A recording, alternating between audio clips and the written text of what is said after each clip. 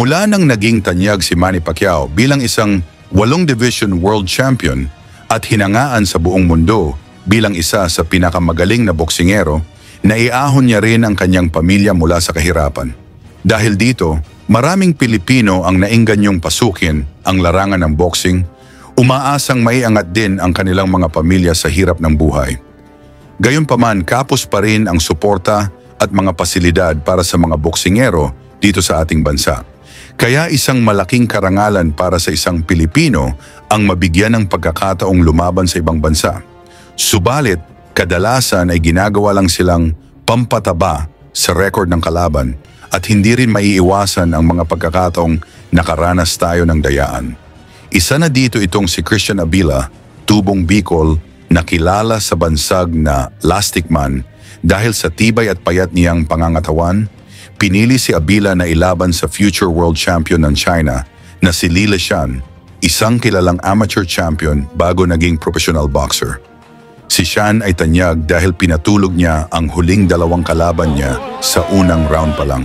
Kaya naman, laban na ito, maraming tagahanga ni Shan ang nag-aabang kung paano niya pababagsakin ang payat na Pinoy na si Abila. Halika mga boxing fans, balikan natin ang laban na naganap sa Macau, China, kung saan nagulat ang mga Chino sa ipinakita ng ating kababayang boksingero.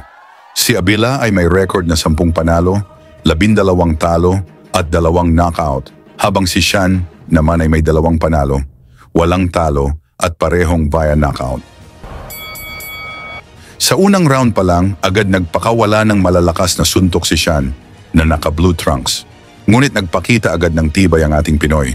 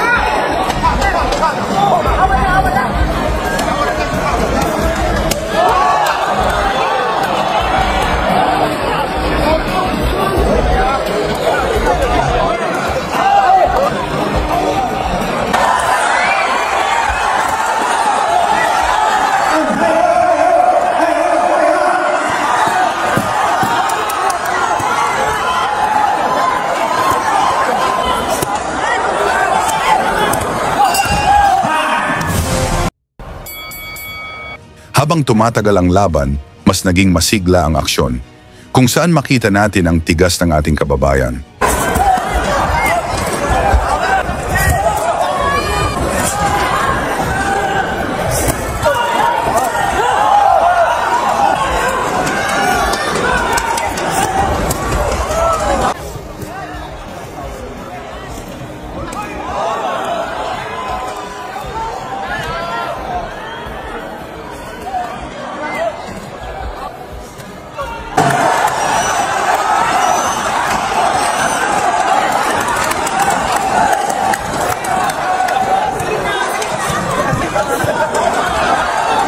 Gusto nang pabagsakin ni siya ng Pinoy, ngunit buong tapang namang sinasabayan siya ni Abila.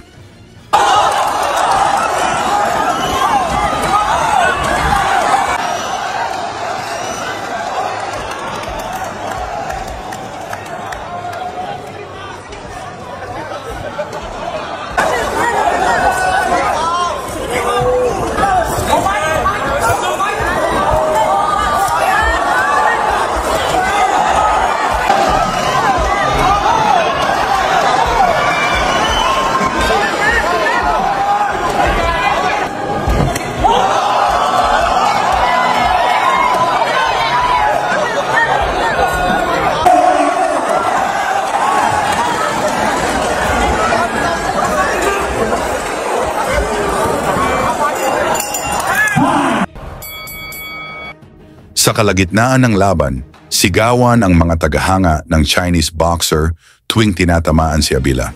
Pero lalo silang nagulat nang makita nilang hindi pa rin ito bumabagsak at patuloy pa ring lumalaban.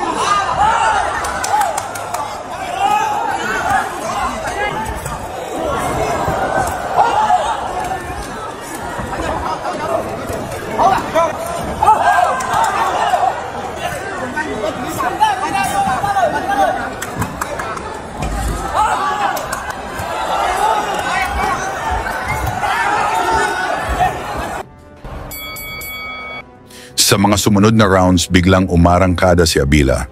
Para bang walang kapag-uran. Mas lalo pang naging agresibo itong Pinoy na nagpakawala ng maraming suntok na labis na nakaapekto sa Chinese boxer.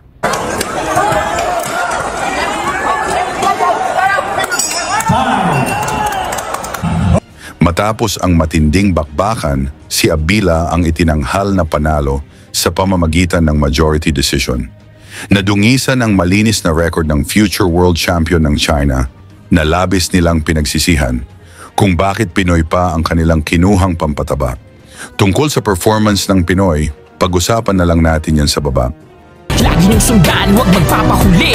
Pag-usapan ni bakbakan, balita niya at laban. Mga Pinoy na di nagpapagapi. Salamat sa mga suporta na lagi nandyan.